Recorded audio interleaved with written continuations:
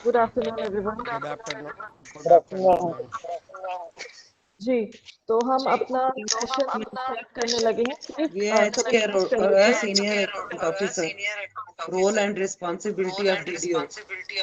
Ji, please Yes, mute कर लीजिए सभी। very useful. Thank you, ma'am. Thank you so much.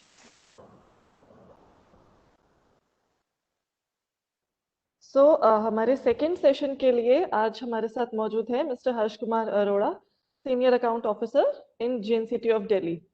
He is presently posted at Nehru Homeopathic Medical College and Hospital at Defence Colony, Delhi. He has 33 years of experience in government service and has been deputed in various offices, including Finance Department, Food and Supplies Department, and Department of Social Welfare, etc. He is also a regular guest faculty at Department of Training, JNCT of Delhi, and imparting lectures on various financial and administrative matters. So he is here today to guide us through the roles and responsibilities of DDO. Welcome, Harsh sir.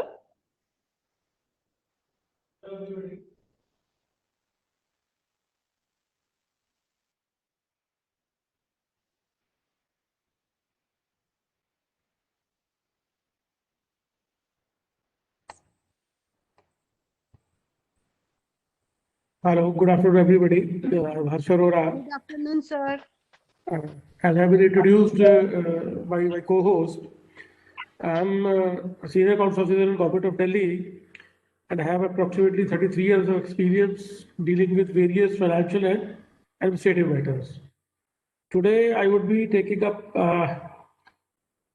the roles and responsibilities of DDO. As I have learned, you have been recently designated with the designations of DDO or head of office.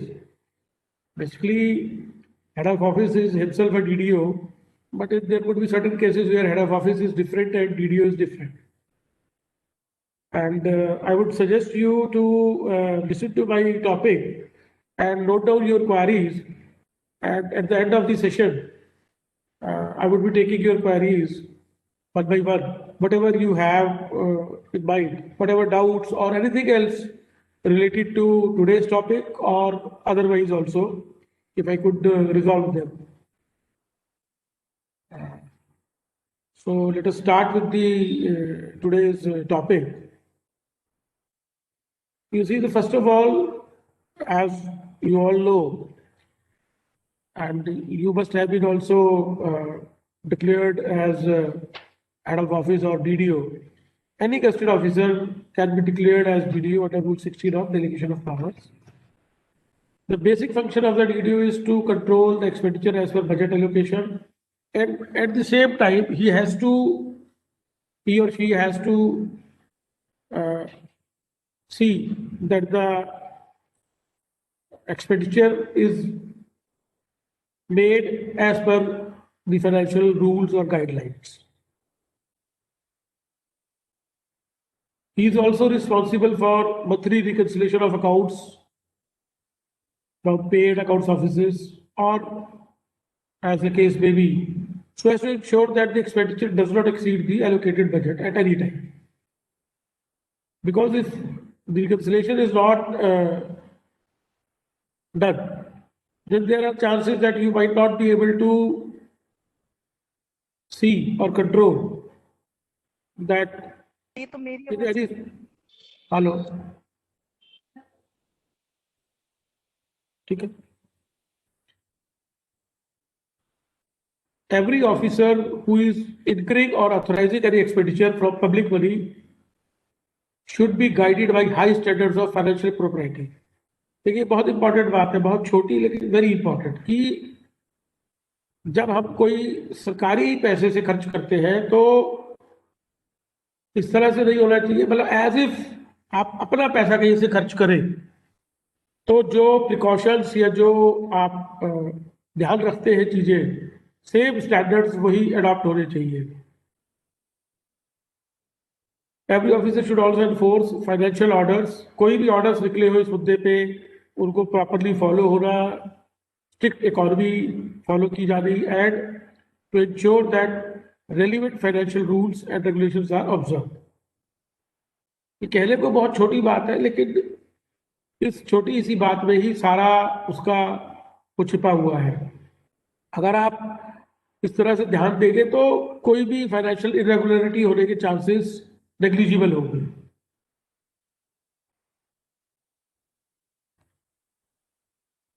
जो बात मैं अभी पिछली slide में कह ही रहा था, it is expected of every officer to exercise the same vigilance in respect of expenditure incurred from public money as a person of ordinary prudence would exercise in respect of expenditure of his own money। जैसे आप अपने पैसे को खर्च करते हैं, जो भी यार्डस्टिक उसके लिए अप्लाई करते हैं, मार्केट सर्वे है या कोई उसकी आपकी बजट क्या है आपके पास अवेलेबल, उसका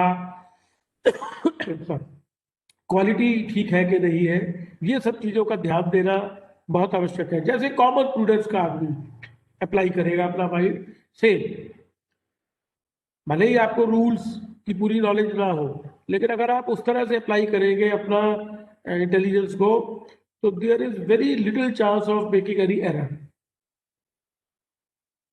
कोई भी expenditure should not be sanction for its own advantage directly और इनडायरेक्टली। अपने फायदे के लिए कोई इस तरह से नहीं होना चाहिए। ठीक है, ऑफिस की रिक्वायरमेंट है कोई प्रोक्योर करने की items goods, that is good enough, but इस तरह से नहीं कि ठीक है I am enjoying that power, तो ठीक है ये भी कर लो ऐसा भी कर लो। It should not be like that. और हमेशा प्रॉब्लम्स तभी आती है जब हम उसको वो यार्डस्टिक्स अप्लाई नहीं करते हैं। कई बार हम लोगों को मैंने कहते सुना है कि ये थ्योरेटिकल बातें हैं, थ्योरेटिकल तो है, लेकिन उसको प्रैक्टिकली भी आप अप्लाई करेंगे तो आप कभी भी दिक्कत में नहीं फंसेंगे। और आप लोग बेसिकली जिनका बेसिक फील्ड टीचिंग है, तो इसलिए बहुत कॉशियसली और बहुत इंटेलिजेंटली ये सब काम करने होते हैं।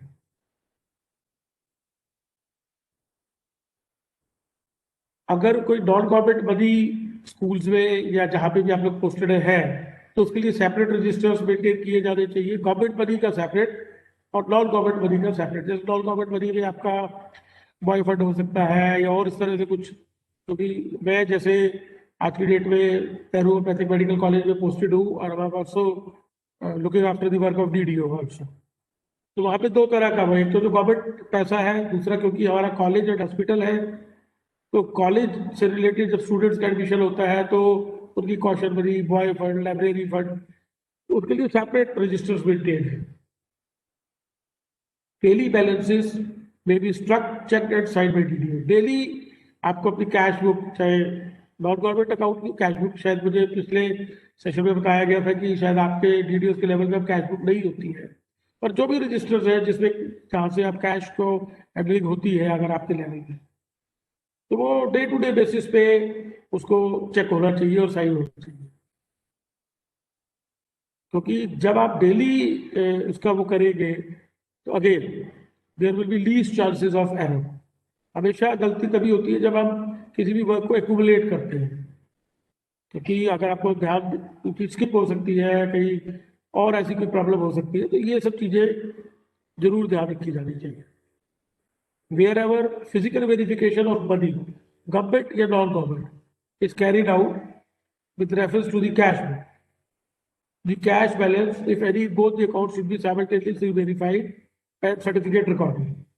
अगर कैश वेरिफिकेशन का होता है तो वो सर्टिफिकेट साथ के साथ रिकॉर्ड होना चाहिए कि कितना पैसा है। और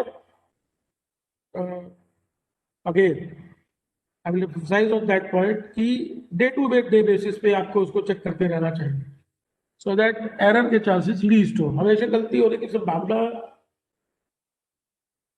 तब होती है जब हम उसको डे टू डे बेसिस पे या से ठीक है at the most alternate days पे उसको देखते रहना चाहिए, ताकि जो अगर गलती हुई तो साथ के साथ पकड़ में आ जाए और वो करेक्शन हो जाए उसकी।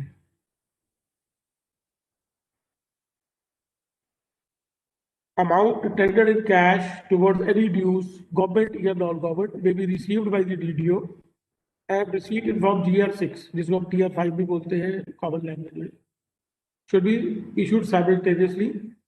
Entry should be made in the cash book and the amount should be remitted to the bank to government account immediately, either on the same day or next working day through चालान।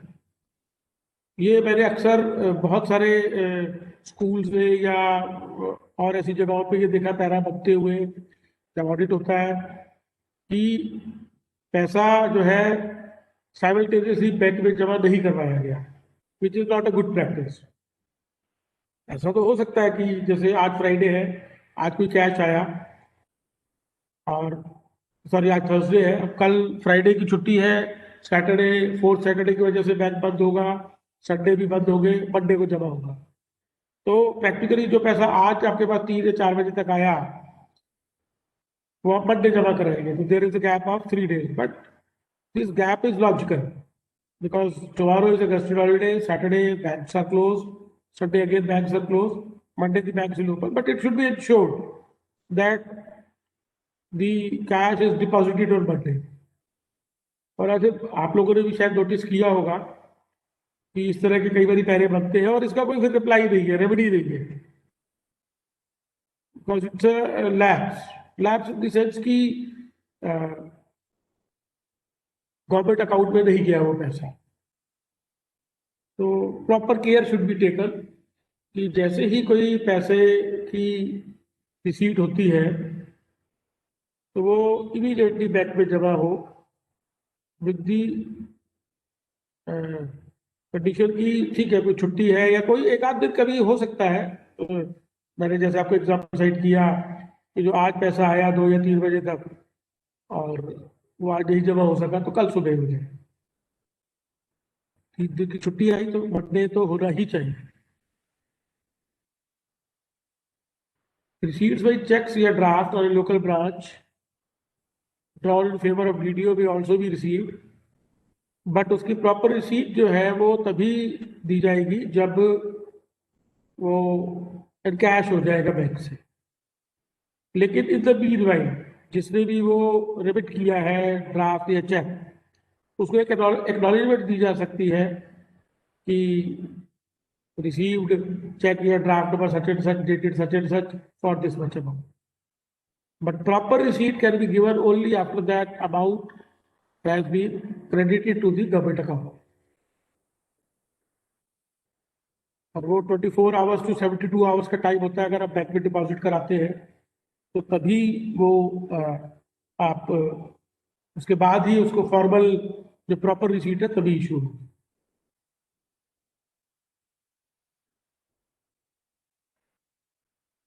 अब देखिए जो date of receipt है वो अगर cash कहीं से receive हो रहा है तो सेम डे होगा। The date on which cash is received is always taken as the date of receipt. By cash पैसा जमा करवाया कहीं पे भी किसी ने तो उसकी डेट ऑफ रिसीट वही होगी, लेकिन डेट ऑफ चेक या ड्राफ्ट अगर इफ द चेक और draft is tendered to the bank to the date of realization and it is tendered to the departmental officer 3rd working day after presentation।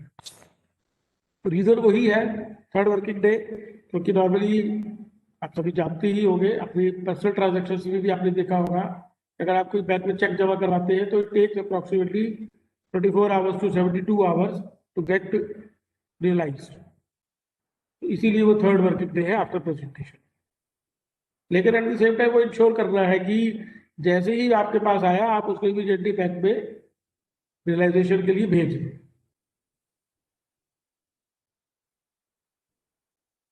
कुछ government dues जो है वो directly भी remit किए जा सकते हैं अगर कोई ऐसी इंस्ट्रक्शंस इशू है।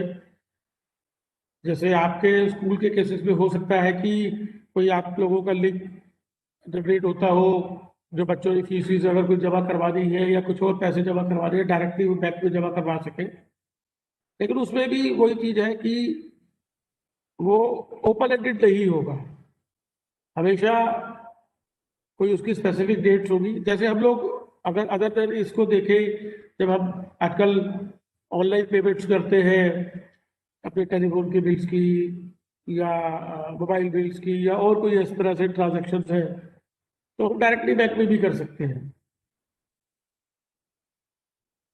रिसीट बुक्स जो है TR5 की जो मैं बात कह रहा था GR6 should be machine numbered. ऐसा नहीं है कि वो सीरियल नंबर हाथ से उसमें लिखा गया है। प्रेफरेबली मुझे लगता है कि शायद आप लोगों को डिस्ट्रिक्ट ऑफिस से इशू होती होगी, हेडक्वार्टर से इशू होती होगी. और before a book is brought into you, the number of receipt forms should be counted and a certificate should be recorded under the signature of DDO. कई बार क्या होता है कि रिसीट बुक है 50 उस पर फॉइल्स है या 100 फॉइल्स है, और फिजिकली उसमें देखा जाता है कि कभी कोई या तो डबल नंबर है या मिस है. तो इसीलिए ये इशू जो है कि भाई before it is brought into use, the receipt form should be counted and a certificate to that effect should be recorded on the book. और ये जो सर्टिफिकेट है as a matter of fact हर वो रजिस्टर जो हमने maintain किया हुआ है किसी भी पर्पस के लिए वो नंबर्ड होना चाहिए, और उस पर स्टार्ट ऑफ द रजिस्टर पे एक सर्टिफिकेट रिकॉर्ड होना चाहिए, certified that this register contains pages such to such, और it should be signed by the concerned officer, DDO or head of office, as the case may be. ये बहुत छोटी चीजें हैं, but sometimes if you take care of these things, so it can save you from a lot of problems. Counterfoils of receipt books should be kept carefully in DDO's personal custody till they are destroyed after the prescribed period. अगर कोई जो भी receipt books है उसकी जो quarter foil है वो तब तक संभाल के रखनी है जब तक या तो आपका ऑडिट ना हो जाए या वो उसका कोई पीरियड प्रिस्क्राइब्ड है अगर उससे पहले, क्योंकि जब खैर ये तो इंश्योर करना है कि जब तक ऑडिट नहीं हुआ तब तक तो वो संभाल के रखनी है. उसके बाद भी हो सकता है कोई उसका स्पेसिफाइड पीरियड हो, एज पर GFR हर उसके पीरियड स्पेसिफाइड है 3 to 5 years, या जैसे आप लोगों के स्कूल में PVR वगैरह होते होंगे उसमें तो काफी लंबा पीरियड होता है. और कुछ ये छोटी छोटी चीजें हैं जो आपको ध्यान देनी है, जैसे जिस समय किसी का GPF का विड्रॉवल या एडवांस है किसी गवर्नमेंट सर्वेंट का, मैंने बहुत केसेस में देखा है कि पासबुक में प्रॉपर एंट्री नहीं होती या PVR में प्रॉपर एंट्री नहीं होती, जिसकी वजह से कई बारी ये प्रॉब्लम होती है कि अगर किसी इंडिविजुअल की पासबुक खो गई और प्रॉपर एंट्री नहीं है. And I have seen it not only in case of schools, मैंने और ऑफिसेस में भी देखा है. और as a matter of fact मैंने आपको बताया जैसे मैं आज की डेट में DDO हूँ, तो मैं ये श्योर करता हूँ कि इस तरह का कोई वो है तो I do not sign the bills till the concerned person has made specific entries. Hello. Somebody saying something? तो जो मैं आपको बता रहा था कि I have made it a point, though I am from the accounts cadre, but still as DDO I always ensure कि अगर किसी का GPF विड्रॉवल इस तरह का भी चीज है तो वो PVR में simultaneously एंट्री है और I have put my signatures on that. I do not sign the bill till the concerned person who is dealing with the PVR and all those things has made a specific entry in the PVR regarding his GPF withdrawal or advance, as the case may be. Because while you're signing the bill, it's just a matter of 2 more signatures that you have to put on. But if that is missed, tomorrow that fellow unluckily loses his GPF passbook, or that is lost or misplaced, and he gets issued a duplicate passbook. And if the entry of GPF advance or withdrawal has not been made, there could always be a chance of error. So it has to be taken into consideration at that time itself. Withdrawal from the government account, as you all know, can be made only by presentation of bills to the PO. Yeah, if they check, right? So in your cases, I think all your bills are presented to the respective PA and pay and accounts offices. Head of account under which the expenditure is to be debited should be indicated on the bill. It is a very common and very simple point, but it has to be ensured. attested copies of orders sanctioning the expenditure should be attached with the bill, as all of you know while signing the bills. But sometimes what happens is that sanction is not appended with the bill. And that sometimes unnecessarily creates the delay or problem for the individual also, and at the level of DDO and PA also. The bill should be always signed by DDO who has been authorized by head of office. I think in your cases, head of school is the head of office. And if he has not delegated the powers to anybody as DDO, then he himself will sign. And in the absence of DDO also, head of office or head of school can sign the bills because his signatures are also sent to the paid accounts office as well as the bank. So that in case our DDO is on leave and no other person has been declared as DDO, then head of office can himself sign the bills so that the bills are not delayed unnecessarily.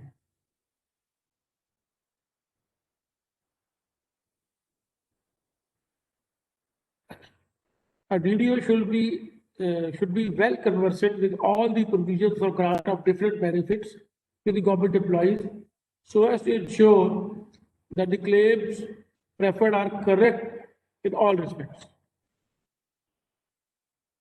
As DDO, it is our responsibility that we are conversant with all the provisions for grant of different benefits, such as I remember in one of your lectures, there was a query that if a person has paid tuition fees less than 27,000 per person per child, will he be eligible for 27,000 or what he has actually paid? And I told them that even though the individual has paid less than the amount admissible to him, but still he is allowed to claim the full amount which is admissible to him otherwise, even if he has paid less. Earlier it was not so. Earlier it was that either this amount or whatever you have paid, whichever is less. But since I think 7th Pay Commission, this scheme has been discussed away, and now 2,250 rupees per child is applicable, and that comes to rupees 27,000 per year, even if you have paid less than that. So in the next point, this is be made clear more specifically. See, generally any amount claimed in excess will be properly disallowed. But if the claim is for less amount than the entitlement, the bill may be passed. But because these kind of things happen in the claim for medical reimbursement, that a person has actually spent the amount to which he is entitled, or more than that, or less than that. If he has actually spent less than that, no doubt he will be paid what he has actually spent. But if he has paid more than that, then his claim will automatically be restricted to his entitlement. But sometimes due to lack of knowledge, he might not be claiming properly. So it is our duty as a DDO that we should ensure that his claim is preferred in a proper way, neither less nor more. मोर के cases में हमें ठीक है state में उसको वो कर दिया, लेकिन जहाँ पे उसे लेस, जैसे मैंने आपको एजुकेशन उसका बताया, चिल्ड्रन एजुकेशन अलाउंस का। सर जी सर, जैसे अभी 7th पे कमीशन में 27,000 का रिइंबर्समेंट पॉसिबल है, एक पर्सन ने 24,000 रुपीज स्पेंड किए, लेकिन क्योंकि अब रिक्वायरमेंट है बिल सबमिट करने की नहीं है, बस एक सर्टिफिकेट सबमिट करने की है, ओवर 20 क्लेम कर रहा है। हाँ जी, वो पर्सन जो है वो 20,000 का ही क्लेम कर रहा है, एक्चुअली में उसके एक्सपेंडिचर कम हुए हैं, 24,000 के आसपास होंगे, लेकिन क्लेम वो कर रहा है 27,000 की, और क्योंकि बिल्स की रिक्वायरमेंट नहीं है तो बिल सबमिट नहीं कर रहा, तो उस 20,000 पे करेंगे एज ए डीडीओ। 27,000 बिल्कुल करेंगे। ये मेरे पास अभी वो रेडिली अवेलेबल नहीं है, लेकिन वो एक सर्कुलर है गवर्नमेंट ऑफ इंडिया का, duly endorsed by Delhi government, उसमें लिखा हुआ है कि irrespective of the amount that he has paid, because he has to merely submit a certificate, कि अगर आपने, और वो सर्टिफिकेट का भी कोई फॉर्मेट डिफाइंड नहीं है, सिर्फ स्कूल से एक सर्टिफिकेट लेना है कि ये बच्चा, ये क्लास, ये उसके फादर्स ने पूरे साल स्कूल अटेंड किया है, उसमें फीस की कोई बात ही नहीं है। लेकिन हम लोग अभी भी कई बार मैंने देखा, मैंने अपने यहाँ देखे ऐसे केसेस, मेरे यहाँ पे अभी मैंने रिसेंटली एक केस के एडमिनिस्ट्रेशन सेक्शन जो था वो इस बात पे एडामेंट था कि सर जब इसने खर्च ही 25,000 किए या 24,000 किए तो हम 27 कैसे दे सकते हैं। तो फिर मैंने उनको वो सर्कुलर दिखाया। सर आप शेयर कर सकते हैं, सर्कुलर शेयर कर सकते हैं सर? सर्कुलर देखिए, मैं अभी आपको अपना एंड में मोबाइल नंबर दूंगा, तो आप मेरे से कांटेक्ट कर लीजिएगा, मैं आपको आपके पर्सनल नंबर पे व्हाट्सएप करवा दूंगा। Thank you sir. Irrespective of the amount that he has spent. देखिए पहले भी क्या होता था कि जिनकी ट्यूशन फीस कम होती थी तो गवर्नमेंट ने उसमें कुछ चीजें अलाउ की हुई थी कि आप जूते के पैसे ले सकते हैं, यूनिफॉर्म के ले सकते हैं, सेट ऑफ बुक्स के ले सकते हैं। तो उसमें क्या होता था कि मैंने खुद देखा कि अब उसके पैसे कम पड़ रहे हैं तो वो शूज का अगर उसने बिल बनाया तो नाइकी के शूज का बिल बना लिया 5,000 रुपए के जूते का, ठीक है, कोई लिमिट नहीं है। तो गवर्नमेंट ने उस चीज को वो किया कि आप फेक काम क्यों करें, तो इसलिए they have done away with that condition कि आपको कोई बिल्स लगाने हैं। ट्यूशन फीस आपने दी है, बच्चा आपका पढ़ता है स्कूल में, सिर्फ वो एक सर्टिफिकेट दे रहा है। और उसमें भी एक रिलैक्सेशन है कि अगर if it is not possible for the individual to obtain a certificate from the school, क्योंकि कभी कभी स्कूल से रिलेक्टेड होते हैं इस तरह का सर्टिफिकेट इशू करने में, तो उसमें भी उसने लेट आउट किया हुआ है कि वो रिपोर्ट कार्ड और उसके बेसिस पे कुछ है चीजें जिसके बेसिस पे वो क्लेम कर सकता है सेल्फ सर्टिफाई करके। क्योंकि देखिए मैं आपको एक बहुत छोटी सी चीज और बताता हूं कि आप जब भी कोई क्लेम करते हैं तो it is assumed that you are claiming the correct amount, your correct amount as per the rules, because tomorrow if it is established that you have claimed any wrong amount, then you are liable for disciplinary action. हम लोग कई बार कई जगह पे लिखा होता है ना कि I hereby certify that the above information is correct and true to the best of my knowledge and belief and nothing has been concealed therein. क्यों है? क्योंकि एज गवर्नमेंट सर्वेंट आपकी जिम्मेवारी है कि आप ठीक क्लेम कीजिए। लेकिन इस केस में क्योंकि उसने नहीं ये रखा कि भाई एक्चुअल्स या 27,000 विच एवर इज लेस, उसे बोला इररिस्पेक्टिव ऑफ द अमाउंट 2,500 रुपये पर महीना पर चाइल्ड उसको मिलेगा। दूसरी बात, हाँ हेलो, एक क्वेश्चन मेरा भी था कि अगर बच्चा किसी का गवर्नमेंट स्कूल में पढ़ता है हाँ, तो क्या उसे भी ट्यूशन फीस का अमाउंट मिलेगा? उसने ट्यूशन फीस के लिए तो ट्यूशन फीस तो वर्ड ही नहीं यूज कर रहा ना वो तो चिल्ड्रन एजुकेशन अलाउंस बोल रहा है। वो तो बच्चे की पढ़ाई पे आप खर्च कर रहे हैं। आप उसको, ठीक है, उसको सरकारी स्कूल में पढ़ रहा है, उसकी फीस नहीं है, लेकिन उसकी किताबों का खर्चा, उसकी यूनिफॉर्म का खर्चा, उसके घर पे आपको ट्यूशन लगवाई, उसके कई तरह के खर्चे होते हैं ना। नहीं इसमें ये होता है, अगर दिल्ली गवर्नमेंट का स्कूल है उसमें भाई उसे ड्रेस का पैसा मिलता है, बुक्स का पैसा मिलता है, और सरकार जो है उस बच्चे के लिए एक जगह तो खर्च कर ही रही है। हमारा एक बच्चे का लगभग 3,000-3,500 रुपए तो खर्च आता है, ये सरकार के जो डाटा है हमारा। तो सरकार एक जगह अगर किसी व्यक्ति को लाभ दे रही है 3,500 रुपए के आसपास, उसे बुक्स का पैसा भी दे रही है, उसे ड्रेस का पैसा भी दे रही है, तो क्या फिर वो जो है एजुकेशन उसके लिए मान्य है कि नहीं है? रूल्स में कहीं नहीं ये प्रिस्क्राइब है कि जहाँ पे अगर बच्चे को स्कूल की फीस नहीं देनी पड़ रही या उसको यूनिफॉर्म फ्री मिल रही है, बुक्स फ्री मिल रही है, बस्ता फ्री मिल रहा है, तो उसको कोई वो नहीं देना है। ठीक है, ऐसा कहीं लेट एम्प्लॉइज को लाभ मिलना चाहिए ना इसका। हाँ, मिलना चाहिए। कहीं नहीं लिखा हुआ है कि भाई अगर वो सरकारी स्कूल में पढ़ता है या सरकार उसकी तरफ कोई पैसा दे रही है तो उसको नहीं मिलेगा ये। ठीक है, मैं ये जानना चाहता था। नहीं वैसे तो हम लोग देते ही हैं, कहीं ऐसा ना हो कि मुझे समझ आए। नहीं जी धन्यवाद क्योंकि सर। देखिए rule should never be interpreted to our convenience. जो लेट डाउन है किताब में, हमें उसमें अपने आप को लिमिट करना है।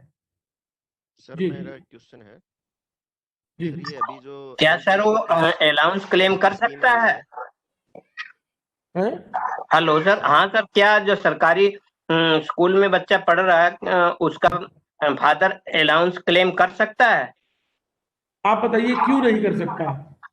नहीं सर, हम तो आपसे जानना चाहते हैं सर। मैं बताऊं ना, आप डीडीओ है ना, आप बताइए मुझे कि अगर आपके पास ऐसा क्लेम आएगा तो आप क्या उसको रिस्ट्रिक्ट करेंगे? मैंने आपको यही तो बताया, रूल्स में कहीं लिखा हुआ हो कि अगर जो सरकारी स्कूल में बच्चा पढ़ता है जहाँ पे उसको कोई फीस नहीं है और सब चीजें सरकार मुहैया करवा रही है तो उसको नहीं देना है। ऐसा तो कहीं नहीं लिखा हुआ चिल्ड्रन एजुकेशन अलाउंस के रूल्स में। मैं भी तो आपसे यही जानना चाह रहा हूँ ना कि भाई हम क्यों इस क्वेश्चन पे, because we have to limit ourselves to the rule position. Rule में अगर लिखा होता तो हम जरूर देते। We should not go beyond what is written. जब तक उसके बारे में लिखा नहीं गया तब तक हमें अपनी इंटरप्रिटेशन। मैंने बता रहा, जैसे मेरे यहाँ एक केस आया जो मैंने आपको बताया कि उसने कहा कि उसने दिया तो 18,000 है, वहां 27 रहा है। मैंने कहा ये 18 दिया या 21 दिया या नहीं दिया, क्योंकि आज की डेट में तो ना तो उसमें हमें रसीदें चाहिए, ना हमें कोई बिल फॉर्मेट चाहिए। पहले तो था, जब आप लोगों ने देखा होगा, जब हो सकता है आप लोगों ने भी वो क्लेम्स दिए हो, जब अगर किसी की स्कूल फीस कम होती थी तो वो बुक्स का खर्चा, शूज का खर्चा, 2 सेट ऑफ यूनिफॉर्म्स उस तरह के लेता था ना, कॉपियों का खर्चा, कंप्लीट सेट बुक्स और नोटबुक्स। तो इसलिए जी सारे रिबेट पे थोड़ा प्रकाश डालें, किस प्रकार देना है, क्या क्या डॉक्यूमेंट। अरे बॉस, एक बात मुझे आप एक बात बताइए, आप सीधी आखिरी सीढ़ी पे क्यों पहुंचते हैं? आप सीधा, अभी ट्यूशन फीस के ऊपर बात हो रही है, आप सीधा एचआरए की डिबेट की बात कर रहे हैं, इनकम टैक्स की। आने तो इनकम टैक्स वाला पॉइंट बताइए उसको। सर लेकिन ट्यूशन फीस तो तभी बस एक मेरा जाते हैं क्वेश्चन जब है। बच्चे ने एक्चुअल पे हो। हेलो हाँ जी में तो लगते हैं ना। है, क्या कह रहे हैं आप? अगर बच्चे ने ट्यूशन फीस एक्चुअली पे करी है तभी तो हम उसको रीइंबर्स करते हैं, अगर स्कूल वाले उसको करीब नहीं करते हैं। आप एक बारी चिल्ड्रन एजुकेशन अलाउंस के सर्कुलर्स को पढ़िए। कहाँ वो मांग रहा है कि उसने रसीद दी है, फीस तभी दे रहा है। वो कह रहा है 2250 रुपए पर स्टूडेंट, पर चाइल्ड, पर मंथ देना है। सिर्फ एक स्कूल से सर्टिफिकेट लाना है। अगर वो सर्टिफिकेट भी फिजिबल नहीं है लाना किसी के लिए, तो उसने उसके ऑल्टरनेट मेथड बताया, कहीं भी वो रसीदें नहीं बोलता। सर एक मेरा क्वेश्चन है। जो मेरा क्वेश्चन था, मैं बात कर लूं? आप एक एक करके पूछिए। देखिए सर एक मेरा क्वेश्चन मेरा ये था, एक एक करके पूछिए आप please, 1 at a time. Sir मैं पहले अप्लाई बोल रहा हूँ सर। अरे फिर यार आप 2 लोग इकट्ठे बोल रहे हो, मुझे कैसे पता लगेगा कौन क्या पूछ रहा है? 1 at a time please. Sir मेरा एक क्वेश्चन है। जी बताइए। Hello sir. हाँ बोलिए। मैं ये कहना चाह रहा हूँ कि 3 बच्चे हैं उसके गार्जियंस के, जो पेरेंट्स हैं। उसका बड़े बच्चे ने ग्रेजुएशन लिया, क्या उसके 2 छोटे बच्चों का अलाउंस मिलेगा? नहीं मिलेगा। फर्स्ट के बाद सेकंड का मिलेगा, सिर्फ थर्ड का नहीं मिलेगा। Thank you sir, thank you जी। हाँ अरोड़ा जी, मैं वही क्वेश्चन पूछ रहा था कि 1 मिनट मेरी बात हो जाए। हाँ तो शिव कुमार जी बोल रहे हैं कि दरअसल इसमें डबलिंग हो रही है, कि सर्कुलर मैंने अच्छे से पढ़ा है वो, और उसमें वैसा ये है कि कहीं नहीं लिखा कि उसमें मिलना है, जरूरी है मिलेगा। लेकिन उसमें ये गड़बड़ आ रही है कि सरकार एक ही चीज को 2 जगह पे क्यों करेगी। मान लो कोई ट्यूशन फीस कम दे रहा है प्राइवेट स्कूल में, तो कोई समस्या नहीं है, तो सरकार को इतना पैसा देना है उस व्यक्ति को। लेकिन अगर कोई व्यक्ति अपना बच्चा गवर्नमेंट स्कूल में पढ़ा रहा है, और गवर्नमेंट उस बच्चे में पहले से ही, जो हमारी सरकार बताती है डाटा के, 3500 से 4000 रुपया पर बच्चा खर्च करती है, तो सरकार उस व्यक्ति को 4000 रुपये पर मंथ का फायदा दे रही है। वहाँ ड्रेस भी दे रही है, बुक्स भी दे रही है, उसकी ट्यूशन फीस, सारी चीज दे रही है। मैं आपसे बार बार एक ही बात कह रहा हूँ, जब जो चीज अगर देखिए मेरी बात सुनिए, ऐसा है इसमें देने में कोई समस्या नहीं है, लेकिन ये टेक्निकल जो है ना, सर्कुलर की कमी है। देखो एक बार तो बॉस डबल सर्कुलर पे कर रही है। आप फिर इसके लिए एक फाइल बनाइए, और देखिए रूल्स के अंदर कोई भी करेक्शन या कोई अमेंडमेंट या कोई उसकी क्लैरिफिकेशन हमेशा वहां से मिलेगी जिस अथॉरिटी ने उन रूल्स को फ्रेम किया है। अगर आपको लगता है तो आप एक फाइल बनाइए और भेजिए आगे अपने हेडक्वार्टर में, वो उसको आपको मिनिस्ट्री ऑफ फाइनेंस से या department of finance Delhi government से क्लैरिफाई करवा के देंगे। आज की डेट में तो जो रूल क्लियर कह रहा है कि irrespective of the amount spend, irrespective of the amount spend का मतलब है कि चाहे एक भी पैसा नहीं खर्च किया उसमें हाँ, देना पड़ेगा सर, वो पता है मुझे बस कि खत्म वो बात। है, उसको देना है, ये तो मैं क्लियर अब जानता अगर हूँ। आपको लगता है, देखिए ये आप एक आइडियल सिचुएशन की बात कर रहे हैं, कायदे से तो फिर उस आदमी को टेक्निकली खुद ही नहीं वो करना चाहिए जब वो खर्च ही नहीं कर रहा है कुछ तो। लेकिन मैं मानता हूँ कि शायद ऐसा नहीं होता। ठीक है, आपको किताबों का खर्चा मिल गया, कापियों का खर्चा मिल गया, यूनिफॉर्म मिल गई, लेकिन और बहुत से खर्चे होते हैं और सरकार ने कुछ सोच के ही इस चीज को नहीं डाला। क्या सरकार को नहीं पता है कि फ्री एजुकेशन वो प्रोवाइड कर रही है? अगर बेसिकली मेरी आवाज आ रही है सर? हर्ष जी, अगर आप देखिए एक ही जी जी बोलिए। हेलो हेलो सर, मेरी आवाज आ रही है? हाँ आ रही है, बोलिए। सर अगर मान लीजिए कोई पेरेंट्स अपने बच्चे के लिए ट्यूशन फीस नहीं पेड करता है तो क्या ऑडिट में पैरा नहीं बनेगा उसका? ऑडिट में पैरा भी आप लोग आप एक ही क्वेश्चन को बार बार दूसरे फॉर्मेट क्यों बनेगा पैरा? पैरा क्यों इसलिए बनेगा बताओ। हाँ ऑडिट टीम इंस्पेक्शन के लिए आएगी और ऑडिट टीम अप्रूव करेगी तो ऑडिट टीम ये कहेगी कि भाई इसका मतलब बॉस, इसका आप कौन बोल रहे हैं, क्या नाम है आपका? नाम डॉक्टर सर्वेंद्र सिंह है जी। डॉक्टर सर्वेंद्र सिंह, मुझे ये बताइए इसका मतलब आप मेरी बात को सुन ही नहीं रहे हैं। मैंने बिल्कुल स्टार्टिंग में कहा कि क्लियर कट सर्कुलर है जिसमें वो कहता है कि irrespective of the fees paid, irrespective of the amount of fees paid. आप मेरे से अलग से मेरा नंबर ले लीजिएगा, मैं आपको वो सर्कुलर व्हाट्सएप कर दूंगा। ऑडिट अगर लिखेगा कुछ ऑडिट को दिखा दो, ये सर्कुलर में कहा लिखा है कि भाई इसने दे दी थी कि नहीं दे रही थी फीस। हर्ष जी, एक मेरा क्वेश्चन है, अगर एक बच्चे हैंडीकैप है, if a child is physically, children education allowance कुछ एक्स्ट्रा है या सेम है?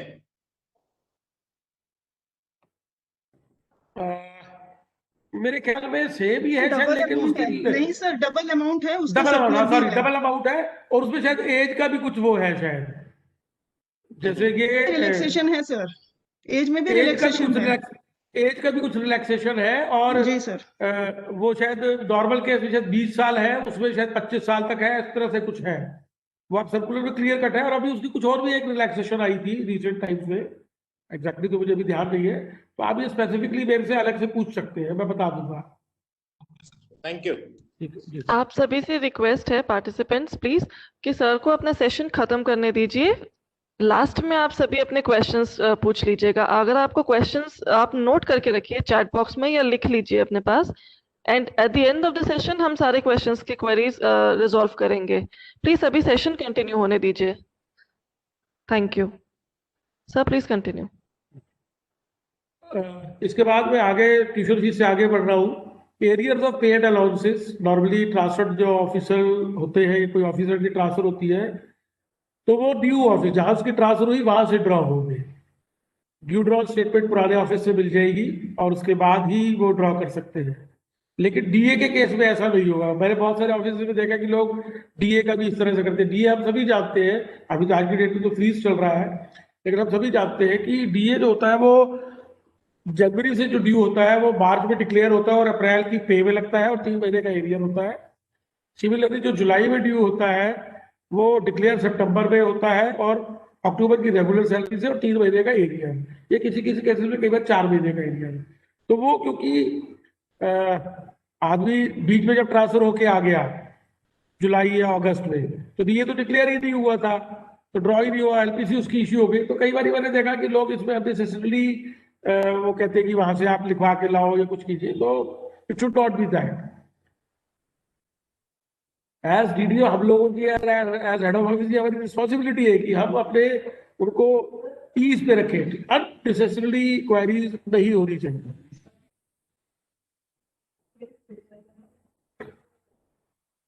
दो साल से कब के जो पुराने क्लेम्स हैं that can be preferred oblique settled by DDO, लेकिन claims more than 2 years old are to be preferred as per the provisions of GFR 295 to GFR 297 and after obtaining the sanction of the HOD who will satisfy about the reasons of delay.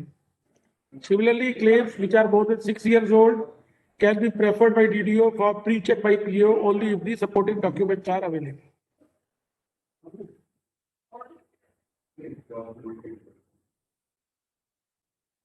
तो इसलिए तीन situation हुई। एक claim जो 2 साल से कम पुराने हैं वो डीडीओ अपने यूजुअल चेक्स के बाद उसको सेटल कर सकता है। 2 साल से ज्यादा पुराने case less than 6 years GFR 295 to 297, अभी हम TFR 295 टू 297 को भी देखते हैं नेक्स्ट स्लाइड्स में। और 5 साल से 6 साल से ज्यादा पुराने क्लेम प्रॉपर चेक के बाद कि क्यों इतने टाइम तक नहीं क्लेम होगा और प्रॉपर रीजन, ये आपकी GFR 295 टू 297 है। Any area claim of a common servant which is preferred within 2 years of its becoming due shall be settled by DDO or PAO as the case may be after usual checks. The date on which the claim is presented at the office of disbursement would be treated as the date on which it is preferred. A claim which has been allowed to remain in abeyance for a period exceeding 2 years should be investigated by the HOD concerned. If the HOD is satisfied about the genuineness of the claim on the basis of the supporting documents, if there are valid reasons for the delay in preferring the claim, the same should be paid by DDO या PAO as the case be after usual checks. लेकिन HOD से approval दे दी है उसके। इसके बाद आता है type बार claims. अगर कोई क्लेम टाइप बार हो गया तो उस केस में भी टाइप बार क्लेम कैसे होते हैं, कई बार जैसे LTC का क्लेम होता है, मेडिकल का होता है, उसमें एक लिमिट लिखी हुई है। तो उस केस में भी if the competent authority is satisfied that the claimant is prevented from submitting his claim within the prescribed limit on account of causes and circumstances beyond his control, कोई भी ऐसा नहीं, तो मतलब कहने का मतलब ये हुआ कि इवन टाइम बार क्लेम्स को भी कंसीडर किया जा सकता है, बशर्ते कि HOD is satisfied या competent authority is satisfied for the delay and the causes and the circumstances, and also it will be on case to case basis on the merits of the case. It cannot be taken as a general thumb rule कि भाई हर जो case है वो consider किया जाएगा। ऐसा हो सकता है कि किसी केस में वो अप्रूवल के बाद कंपीटेंट अथॉरिटी सेटिस्फाइड है कि भाई ये जो क्लेम लेट हुआ, जैसे मेडिकल केसेस में कई बार आप लोग देखते होंगे कि HOD को विद इन 6 months वो क्लेम करना होता है from the date of completion of treatment. लेकिन अगर किसी वजह से कोई नहीं सबमिट कर सका, मान लीजिए जिसका ट्रीटमेंट हुआ उसी की डेथ हो गई, गवर्नमेंट सर्वेंट की डेथ हो गई और उसकी फैमिली को पता नहीं था, तो आफ्टर प्रॉपर इंस्पेक्शन के बाद वो claims with due justification claims दिए जा सकते हैं। यही सिचुएशन उन क्लेम्स की भी होगी which are preferred by persons not in government service. कोई ऐसा क्लेम है किसी का जो अब गवर्नमेंट सर्वेंट नहीं है या रिटायरमेंट के बाद उसका कोई क्लेम आ रहा है उसकी फैमिली से, तो वो भी कंसीडर किए जा सकते हैं। आप सभी जानते हैं बिल रजिस्टर आप लोगों ने भी मेंटेन किया हुआ होगा। This register should be reviewed every month and the result of the review should be recorded. कितने बिल्स बने, कितने प्रेजेंट हुए, कोई ऑब्जेक्शन आया नहीं आया, that should be required, that should be properly done.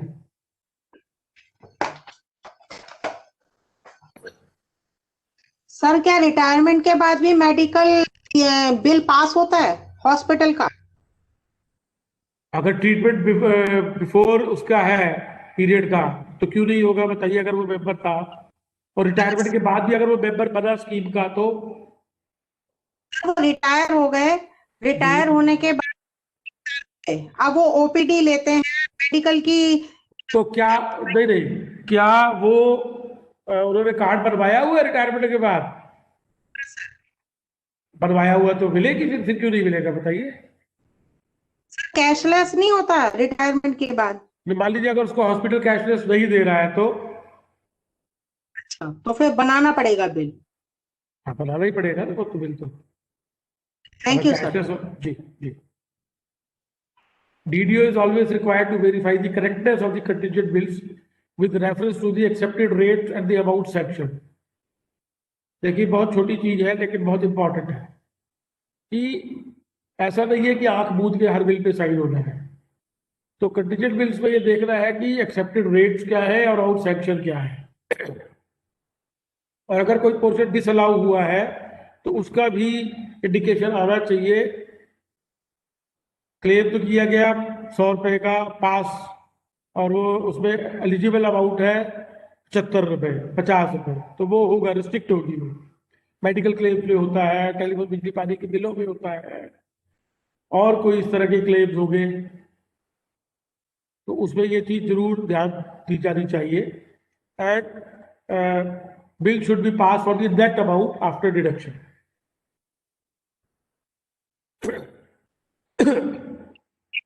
Thank you. DDO functioning for and on behalf of head of office is to ensure that the correct procedure for disbursement and maintenance of corrected record is followed. और head of office और DDO की personally responsibility होती है कि जब तक वो amount पे नहीं हुई है, ठीक है आज के डेट में तो बहुत सारी अमाउंट जो है वो सीधे आपके उसमें पीसीएस हो जाती है या एनईएफटी हो जाती है, बट अगर कोई वो भी तब तक वो जब तक उसके अकाउंट में नहीं पहुंची तो डीडीओ की रिस्पॉन्सिबिलिटी है कि वो इंश्योर करेगा और ध्यान देगा कि वो टाइमली वो सब हो।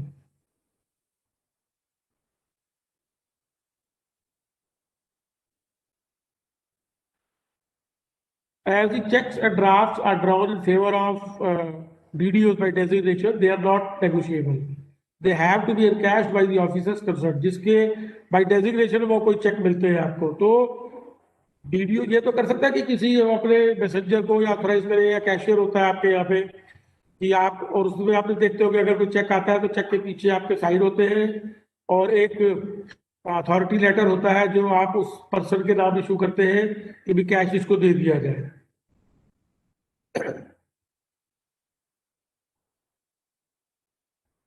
अगर कहीं कोई अटैचमेंट ऑर्डर है तो ये डीडीओ या हेड ऑफ ऑफिस की जिम्मेवारी है कि वो प्रॉपर डिटेक्शन करे, और अटैचमेंट के लिए, कोर्ट अटैचमेंट के लिए जो सैलरी रिकॉर्ड है, purpose of court attachment means total emoluments drawn by government servant excluding DA, HRA, TA, यानी कि बेसिकली बेसिक पे जो है उसकी वो मानी जाएगी salary for the purpose of court attachment. और कोर्ट अटैचमेंट होनी किस तरह से है, the maximum amount that can be attached in case of decree other than a decree for maintenance, the first 1,000 rupees and 2/3 of the remainder is exempt from attachment। यानी कि अगर किसी की 50,000 बेसिक पे है तो फर्स्ट 1,000 49,000 रह गया, 49,000 का 2/3 इज exempt। तो मोटा मोटा आप समझिए कि 16 दूरी 32 33,000 के करीब शायद एग्जम्प्ट होगी, 16,000 ही वो रिकवर हो सकती है। और इन case of decree for maintenance 1/3 salary, maintenance की जो आपके डाइवोर्स केसेस में या जुडिशियली सेपरेशन वाले केसेस होते हैं उसमें 1/3 एग्जम्प्ट है, यानी कि 2/3 तक वो हो सकती है, देरी पड़ सकती है। नॉर्मली उसको कोर्ट ही डायरेक्ट करता है कि कितनी अटैच होगी। अब हम आते हैं एक बहुत इंपॉर्टेंट टॉपिक पे जो आपका इनकम टैक्स से रिलेटेड है, और एज डीडीओ, क्योंकि ये एक ऐसा फील्ड है जिसमें इनकम टैक्स डिपार्टमेंट डीडीओ को ही रिकॉग्नाइज करता है, because he is the authority for paying of the paid allowances and it is his duty to ensure that proper tax is deducted.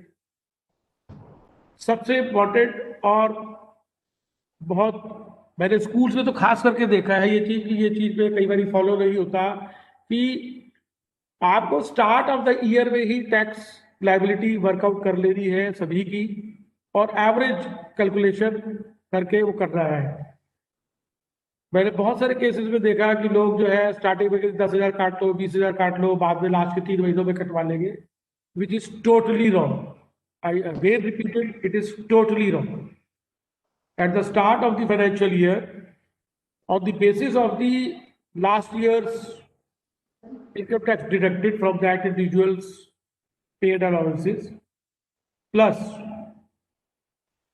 if there is any change in rates, plus if you have to take into account the factors relating which would change his pay. Ideally, there are two factors. One is your increment, which is in the month of July, and DA. One is from the April and one from July. One is due from January and one is due from July. You have to take into account all these things and then work out the tax and deduct it accordingly. मैंने अभी 2 sessions जो मैं यहाँ पहले ले चुका हूँ उसमें भी मेरी यही चीज कि लोग कब कटवाते हैं. No, as DDO you are not to give this relaxation to anybody. Problem कहाँ होती है कि हमने किसी को तो वो अलाउ कर दिया, किसी को नहीं किया. No, income tax department can always issue summons to you, and I have seen this in few cases कि जहाँ पे एवरेज से कम काटा गया.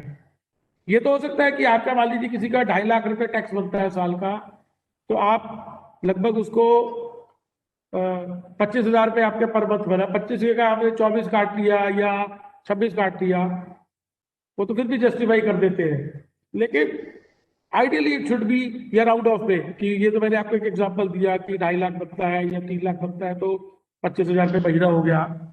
लेकिन कभी कभी क्या होता है कि टैक्स आपको उस तरह से बन रहा है, तो आप जो फिगर आ रही है एवरेज वाली, वो आपकी आ रही है 13,670 रुपए. तो आप 14,000 काट लीजिए या 13,500 काट लीजिए, तो वो ज्यादा इशू नहीं होता है. लेकिन other than that average of income tax computing, यही देखिए पहली साइड में सबसे, ये बहुत इंपॉर्टेंट पॉइंट है. मैं एज ए डीडीओ ये हमेशा इंश्योर करता हूँ कि स्टार्ट ऑफ द ईयर पे टैक्स वर्कआउट कर लिया और मंथली वो काट लिया, irrespective of status of the employ, जो जिस हिसाब से बन रहा है और उसके मेरे से क्या पर्सनल टर्म्स है. तो कई बार हम क्या होता है कि ठीक है ये मेरे करीबी है, ठीक है, जैसे ये कह रहे वैसे काट लो, बाकी भी रूल है, तो हमेशा that will create problem.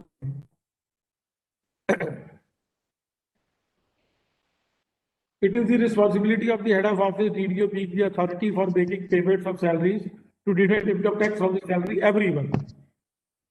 Salary for this purpose is, as all of you know, pay, DA, special pay, personal pay, NPA, bonus, dearness allowance, PE and ordinary if otherwise paid, OTA, pension, even subsistence allowance.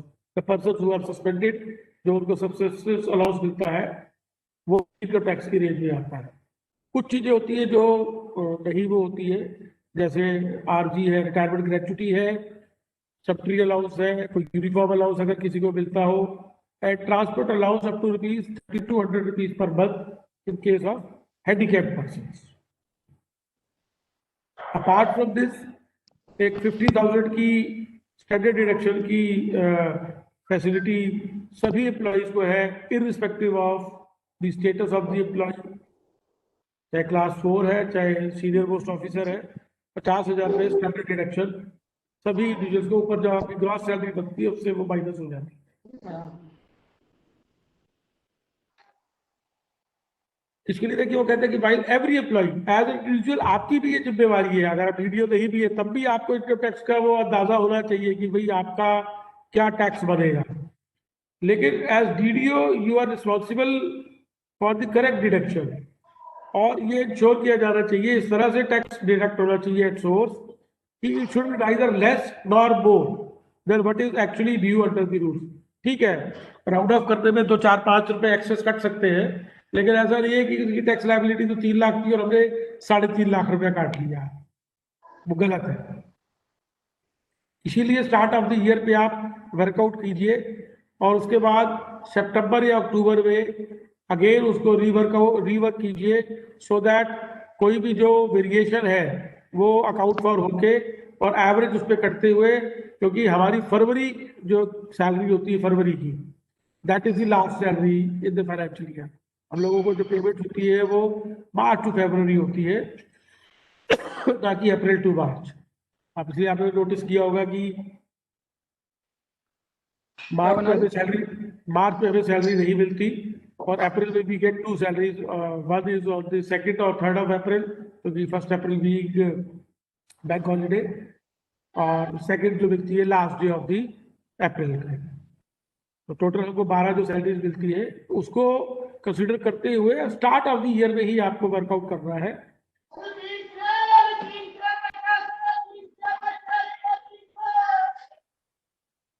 अब इसमें deduct करने के लिए main 4 या 5 steps होते हैं।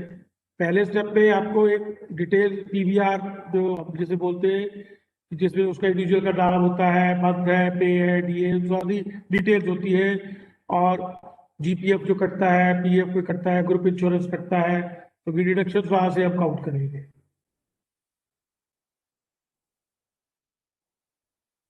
जिस चीज मैंने अभी आपको पहले बताई है अभी कि फाइनल कैलकुलेशन हमको ये शो कर रहा है कि जो भी बैलेंस टैक्स है वो फरवरी की सैलरी से कटना ही है फाइनल टैक्स, क्योंकि फरवरी के बाद कोई उसको और पेमेंट नहीं होती है। हो सकता है किसी किसी केस में कोई एरियर्स वाली बात हो या कुछ और हो, लेकिन और इसीलिए जब हम अगर किसी का कोई एरियर्स है तो एरियर्स के केस में भी हमको ये शो करना चाहिए कि जिस स्लैब में वो इंडिविजुअल आ रहा है तो एरियर से भी उसी हिसाब से हम साथ के साथ ही डिडक्ट कर लें। ऐसा नहीं है कि एरियर में से हम ना काटें। कोई स्मॉल एरियर है जैसे डीएवीए का एरियर होता है उसमें हम लोग नहीं काटते हैं, क्योंकि वो हम अकाउंट फॉर कर लेते हैं क्योंकि ज्यादा अमाउंट नहीं होती है। सेकेंड स्टेप में total income is to be computed taking into account the exemption value of requisites etcetera at standard deduction. कोई भी जो एग्जम्पशंस है, एटीसी की है या कोई और है, एटीडी की है, एटीयू की है, अलग अलग तरह की वो है डिडक्शंस और स्टैंडर्ड डिडक्शन, उनको अकाउंट फॉर करके उसकी टैक्सेबल इनकम बना दी।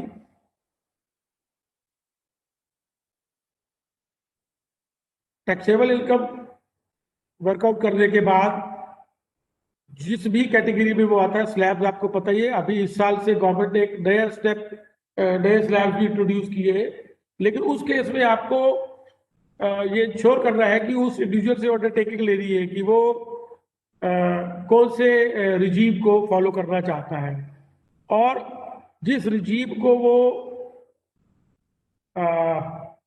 फॉलो करना चाहता है उसके लिए वो अंडरटेकिंग देगा, और undertaking given once is final, he cannot change, and if he requests for change the DDO does not have the power to reconsider his request once given।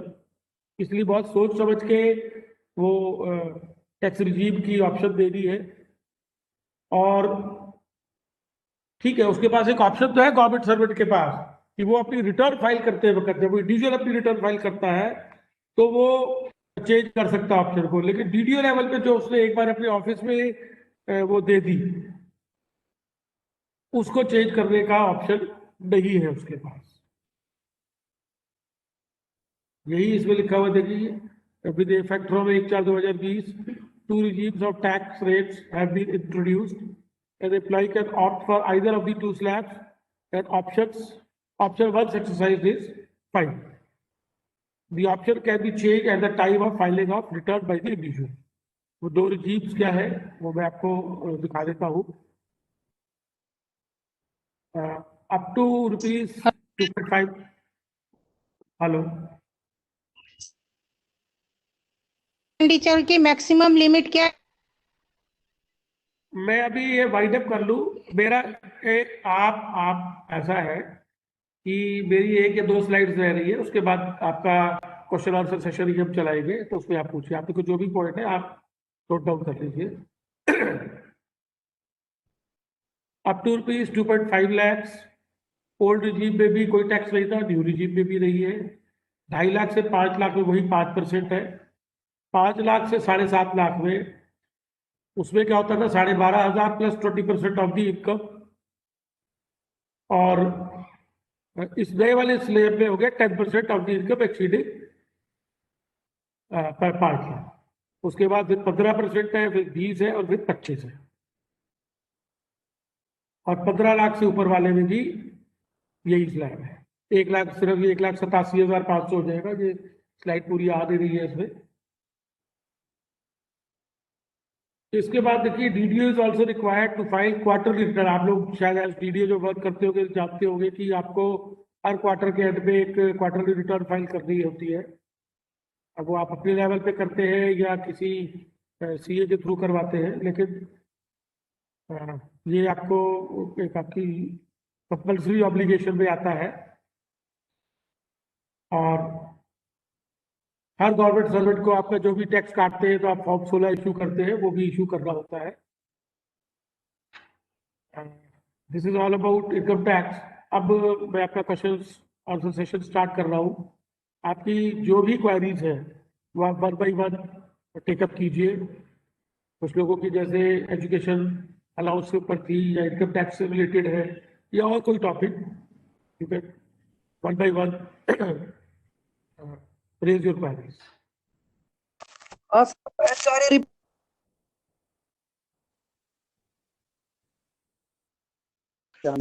HRA rebate के बारे में सर। HRA आप ये किसके लिए जानना चाह रहे हैं? अपने टीचर को देने के लिए या अपने हाउस रेंट की रिबेट आपने खुद क्लेम कर दी है या आप अपने सभी के लिए?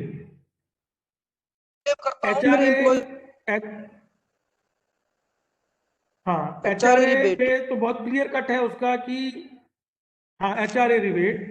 पहली बात ये कि जिस HRA के लिए अगर आप रिबेट कर रहे हैं, आप अगर रेंट एक्चुअली पे कर रहे हैं, बहुत से केसेस ऐसे आते हैं जहाँ पे हस्बैंड जो है वाइफ के नाम, तो एज एन इंडिविजुअल मैं जहाँ पे वाइफ अगर क्लेमेंट है, वाइफ से आप रसीद दे रहे हैं तो मैं उसको एक्सेप्ट नहीं करता हूँ। लेकिन अदरवाइज जनरल HRA अगर आप पे कर रहे हैं तो उसमें होता है कि HRA actually received by you, जो आपको वो मिलता है HRA, या जो rent paid in excess of 10% of your पे plus DA, which ever is less, उसका बेनिफिट मिलेगा। रिलेटेड क्लियर है जी? क्या कह रहे हैं आप? आपकी आवाज कट रही है।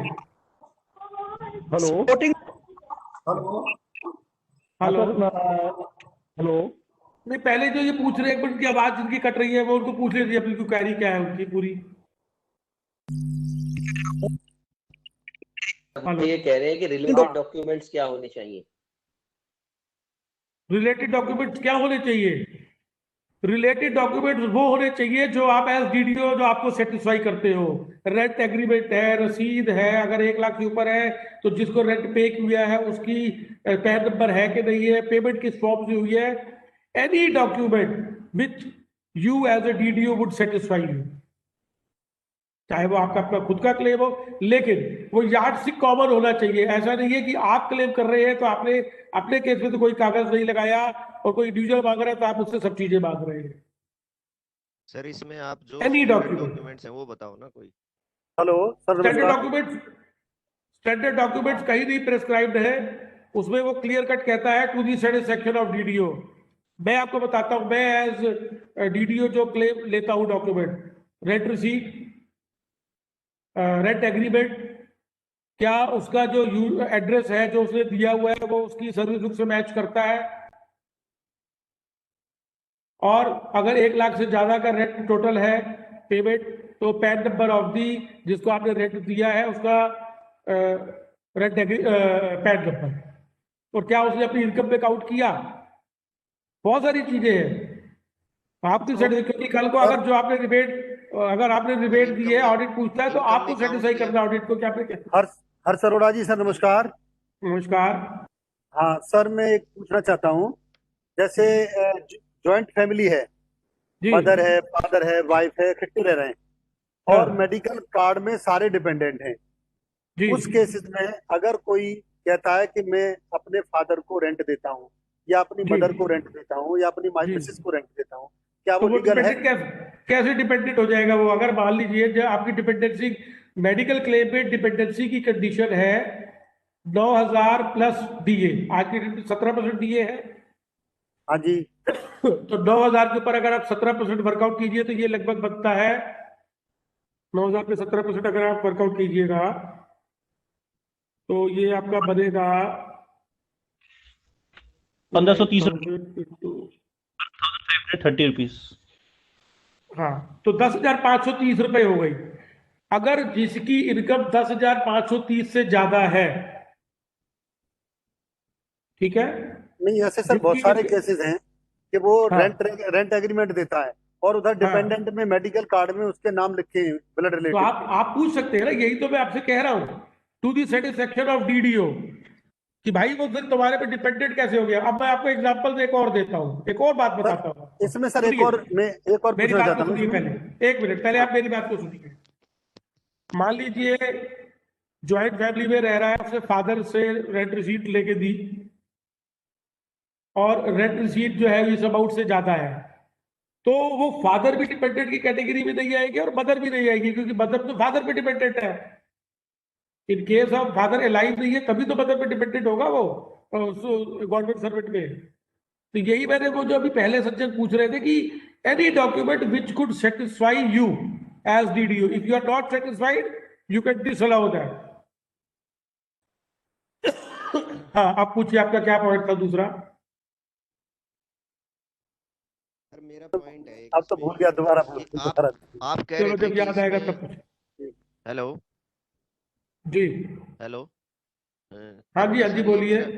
मेरा पॉइंट है इसमें कि आप कह रहे थे कि इसमें आपको सेटिस्फाई होना है, आपको ये देखना है कि वो इनकम में ऐड करता है कि नहीं करता। इसका कैसे पता करें हम कि इनकम में करता है कि नहीं करता? वो मैंने आपको ये डॉक्यूमेंट बताए, तो कितने सारे डॉक्यूमेंट बताए। रेंट एग्रीमेंट देखोगे, उसका एड्रेस देखोगे, उसकी रसीद देखोगे, पैन कार्ड पूछोगे, बस इन चीजों से अगर आप सेटिस्फाई होते हैं तो आपको देना चाहिए।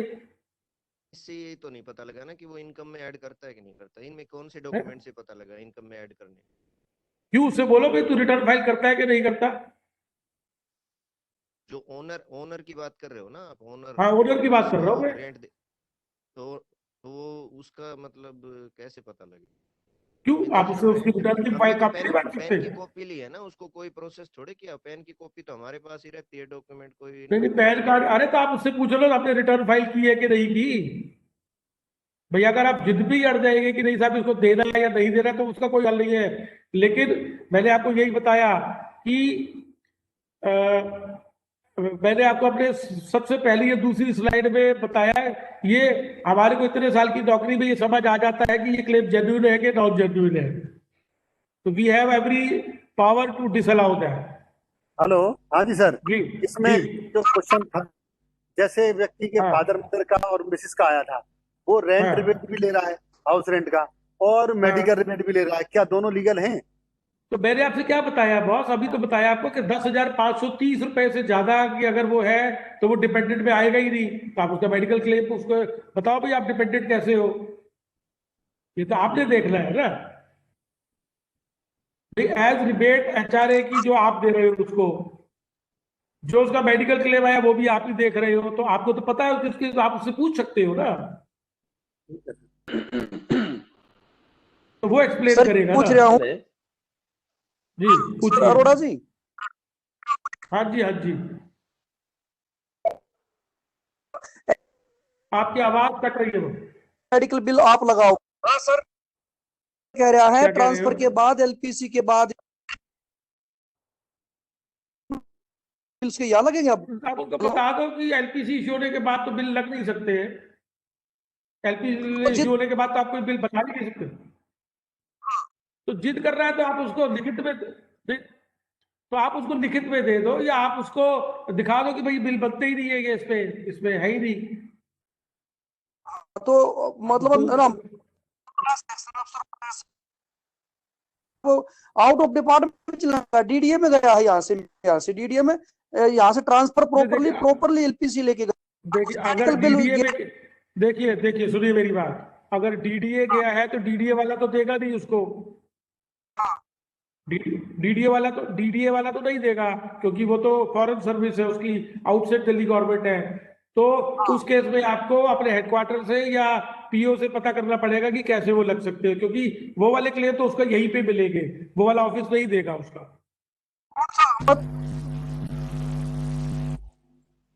सर एक क्वेश्चन है मेरा। हाँ जी।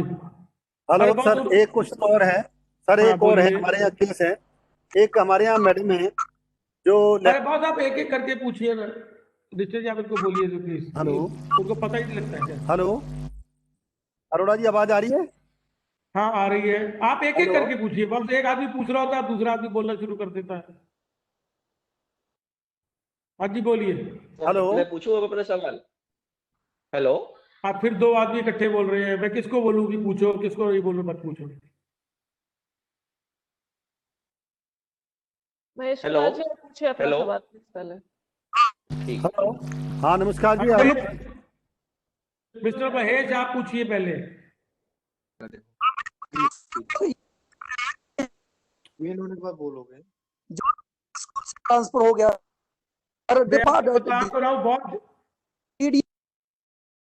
अरे हाँ, तो बोलो, जो बताओ डीडीए में चले गया तो उसके तो यही लगेंगे ना, उसके तो यही लगेंगे, उसके डीडीए में कैसे लग जाएंगे? डीडीए क्यों उसको करेगा उस पीरियड के बिल, जिस पीरियड में वो डीडीए, क्योंकि डीडीए एक ऑटोनोमस बॉडी है।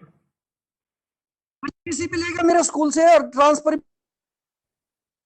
तो भाई फिर तो वो तो आप अपने अरे भैया अपने हेडक्वार्टर से पूछोगे ना लिख के, या पीओ से पूछोगे कि कैसे होगा इसका, क्योंकि डीडीए तो नहीं देगा उसको वो बिल। भविष्य में भी मैं दूंगा क्या मेडिकल बिल्स को? अरे भविष्य में नहीं दोगे, जो उसने यहाँ पे क्लेम था वो वाला तो दोगे, भविष्य में क्यों दोगे? भविष्य में तो हम नहीं देंगे ना। अरे भविष्य में नहीं दोगे, इन वाले का तो दोगे जो ऑलरेडी आप ले चुके हो। यार आप क्या पूछ रहे हो? आप खुद सोचिए कि आप क्या चीज पूछ रहे हैं, भविष्य के कैसे दोगे? पीछे का मेडिकल, अरे पीछे का मेरा मत लगाना। अरे पीछे का मेडिकल जो है वो जब अगर दिल्ली गवर्नमेंट में कहीं गया होता तो आप उस ऑफिस को लिख देते कि भाई ये इसका क्लेम है, लेकिन चूंकि एलपीसी इश्यू हो गई है इसलिए वो वहां से क्लेम कर ले। लेकिन जब वो डीडीए में चला गया तो डीडीए एक ऑटोनोमस बॉडी है, वो उसके उस पीरियड के क्लेम जिस पीरियड में वो डीडीए में नहीं था वो क्यों देगी? देगी ना डीडीए। यार आप आगे की बात कहाँ हो रही है? आप पीछे, आप जिसकी बात कर रहे हो कि आप आगे की बात कर रहे हो? आप अपना पॉइंट को क्लियर कीजिए कि आप क्या जानना चाहते हो, भविष्य की बात कहाँ आ रही है? अभी आप एक बार ये कह रहे हो कि पिछले, भविष्य की क्यों लगाएगा वो यहाँ पे? यही रहेगी, ये कह रहा हूँ। वो उसकी टर्म्स एंड कंडीशन से पता लगेगा, वो उसकी टर्म्स एंड कंडीशन से पता लगेगा कि क्या टर्म्स एंड कंडीशन है।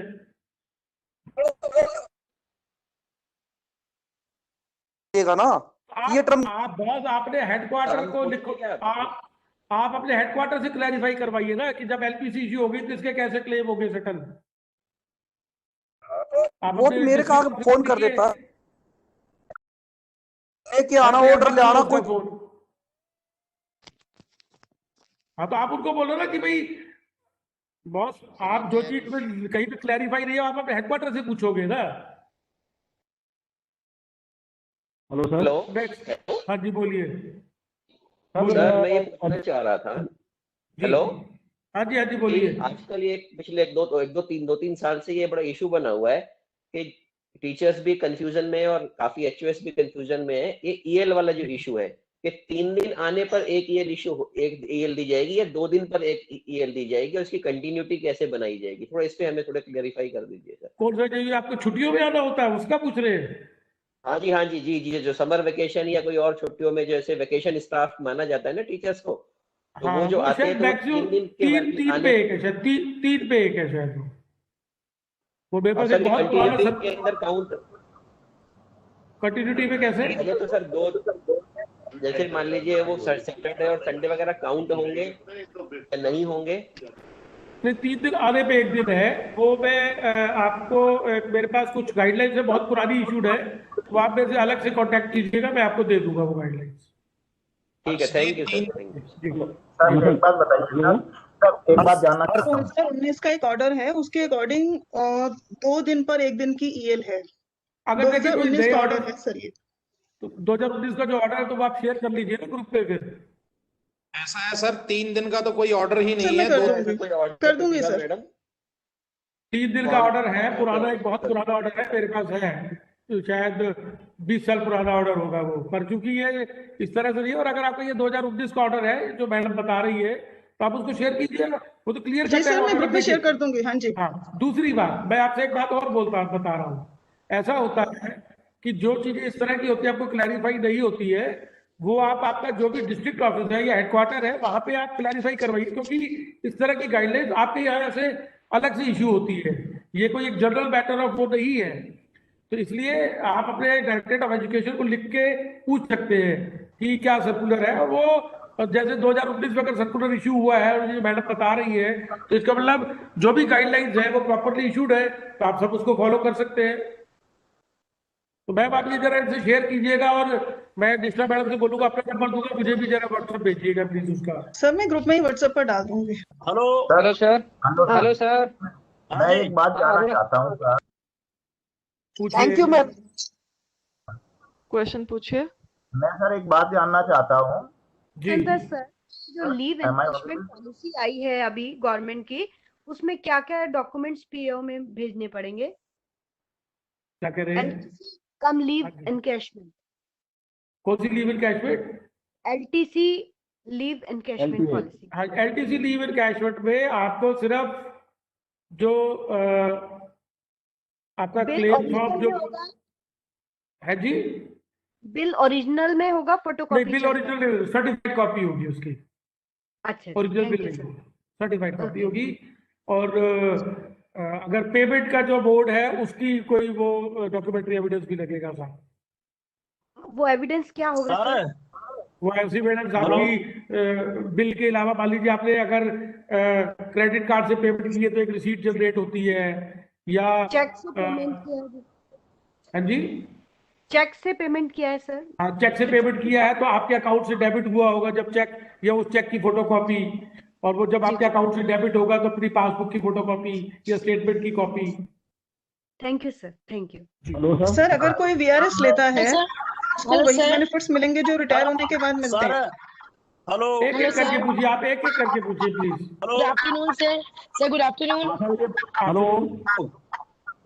हेलो, दिस थिंग कि अगर मैंने लीव एनकैशमेंट पैकेज लिया है सपोज, तो अभी तक ऐसा होता था जब हम एक्चुअल जर्नी करते थे तो मेरे हस्बैंड भी गवर्नमेंट में, मेरे पास ईएल नहीं है तो वो एनकैश करवा लेते थे जी। हेलो, अभी इस जैसा मैं लीव, हाँ तो सर लीव एनकैशमेंट क्या इस बार भी, जैसे अगर हम मान लीजिए मैंने कार परचेज की सपोज, जो आप आए हुआ है जो गवर्नमेंट का, तो क्या मेरे हस्बैंड इस बार भी लीव एनकैश वो भी करवा सकते हैं? देखिए उसके बारे में अभी कोई क्लैरिफिकेशन नहीं आई है, वो साइलेंट है उसमें रूल अभी, कि क्या दोनों सेपरेटली क्लेम कर सकते हैं।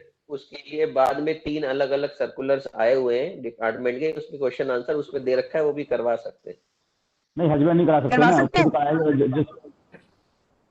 हेलो, अभी जो क्लैरिफिकेशन आई है वो बहुत क्लियर गाइडलाइंस दी है, वो मैं ग्रुप में भेज दूंगा, मेरे पास है। सर क्या क्या है सर, क्या क्या है वो सर, वो क्या मैडम वो टोटल 40 गाइडलाइंस है, इसलिए आप उसको जिस इंडिविजुअल ने देखिए, किया है वही आप पर्सनल क्वेरीज ज्यादा कर रहे हैं। देखिए हेलो, आप अगर इस तरह की जो चीजें हैं वो तो ग्रुप पे बाद में शेयर कीजिएगा ना, आप अभी से पूछ रही है उनसे कि क्या चीज है, बिकॉज वो 40 क्लैरिफिकेशन है टोटल, या रादर हाँ जी बोलिए जी। सर यदि कोई एम्प्लॉई उसने अभी ओल्ड स्कीम में लेकर न्यू स्कीम ली है इनकम टैक्स वाली स्लैब वाली, तो क्या वो अगले साल ओल्ड में जा सकता है? हाँ जा सकता है। Thank you. हेलो, मैं एक बात जानना चाहता हूँ सर आपसे, ये बताइए sir, am I audible to you sir? मान लो कोई अगर ये गुड्स एंड सुन पा रहे हैं सर्विसेज लिखा हुआ है उसमें दिल्ली मुझे किसी की भी आवाज नहीं आ रही है। चाहता हूँ, हाँ सर, मैं ये जानना चाहता हूँ आपसे कि सर मेरे यहाँ पर एक टीजीटी थे, वो रिटायर्ड हो गए, फिर एस्टेट मैनेजर वहीं पे वो एम्प्लॉय हो गए, और उसके बाद जो है वो एज ए 65 ईयर्स क्रॉस करने के बाद चले गए। तो सर क्या उनका जो मेडिकल बिल आता है, सर हम एनआईसी पे उनका एस्टेट मैनेजर वर्ड आता है, तो क्या उससे हम मेडिकल बिल को रिम्बर्स कर रहे हैं या नहीं सर? देखिए वैसे टेक्निकली तो आपको एनआईसी से बात करके उनका जो एक्चुअल स्टेटस था, जो उनका डेजिग्नेशन था बिफोर स्टेट ऑफिसर, क्योंकि एक्चुअली एज गवर्नमेंट सर्वेंट तो वो है टीजीटी, तो वो आना चाहिए। तो आप एक बार ये अपने पीओ से बात करके और एनआईसी के हेडक्वार्टर में बेच डाल के ये करेक्ट करवा सकते हैं। Sir hello sir. हेलो, हाँ सर। हेलो सर, नमस्कार हर्ष जी। आज का सब्जेक्ट क्या था? मैडम ऐसा नहीं लगता, ये इसका म्यूट कर दो, ये तेरे लोग बोल रहे हैं, एक एक करके पूछते रहे। हाँ जी बोलिए। हेलो अरोड़ा सर, मैं बहुत देर से लाइन में लगा हुआ हूँ। हाँ जी पूछिए। जी सर, एक्चुअली जो आप ये हाउस रेंट की जो रसीद देते हैं, मैं कहना चाहूंगा इसमें जो एग्रीमेंट होता है, क्या वो एसडीएम से होना चाहिए एग्रीमेंट, या कुछ लोग नोटरी से बनवा लाते हैं रेंट एग्रीमेंट? रेंट नोटरी, देखिए जेन्युइननेस तो आपको सेटिस्फाई अगर है, मैंने आपको बताया कि to the satisfaction of DDO, अगर आप नोटरी वाले जो रेंट एग्रीमेंट है उससे सेटिस्फाइड है तो नॉर्मली हम उसको मान लेते हैं। लेकिन अगर आपको कोई डाउट है तो आप उसकी कुछ और भी चीजें पूछ सकते हैं। It is totally up to you. हाँ सर जी। हेलो। हाँ जी सर, आज का सब्जेक्ट क्या था? Roles and responsibilities of DDO. क्या? हेलो। अभी तो ऐसा हो गया, जो पूछ रहे हैं कि पूरी कमांड हो गई, ये कोई पूछने वाली बात है? ये टॉपिक ही नहीं पता आपको क्या था? हेलो बताओ। हेलो सर, ये क्या हेलो सर जी बताइए। कोई ऐसे थोड़ी मर्यादा बनाए रखो, और जो क्वेश्चन पूछना है वो ऐसा होना चाहिए सबके फायदे की बात हो। सर एक जैसे दिल्ली गवर्नमेंट का एम्प्लॉई है और उसका हस्बैंड सेंट्रल गवर्नमेंट का है, और वो एक एम्प्लॉई दिल्ली में जॉब करता है, एक कर्नाटका में है, तो क्या मेडिकल बिल मेडिकल में दोनों के नाम होंगे या सेपरेट अलग अलग दोनों देंगे मेडिकल? देखिए दोनों अलग भी कार्ड बनवा सकते हैं। सीजीएचएस के रूल्स में वो कहता है कि हर दोनों गवर्नमेंट सर्वेंट को ये ऑप्शन है कि वो किस का क्लेम लेंगे। दोनों सेपरेट भी बनवा सकते हैं, लेकिन आपको जो कर्नाटका में पोस्टेड है तो आप देखिए ना कि वो दिल्ली गवर्नमेंट की स्कीम पे कैसे क्लेम लेगा, ये एक प्रैक्टिकल प्रॉब्लम आती है। तो उसको सेपरेट बनाना है, उनको वहां बनाना चाहिए, बना लेना चाहिए। ये एडवाइस है, बाकी कंपल्शन नहीं है। जी मैं पूछूं क्वेश्चन अब? हाँ पूछिए। हेलो, हाँ हर्ष जी सुन रहे हैं? मैं कैश पैकेज के बारे में एक क्वेश्चन है मेरा, प्लीज आप एक बार में। किसके बारे में आपका क्वेश्चन? हेलो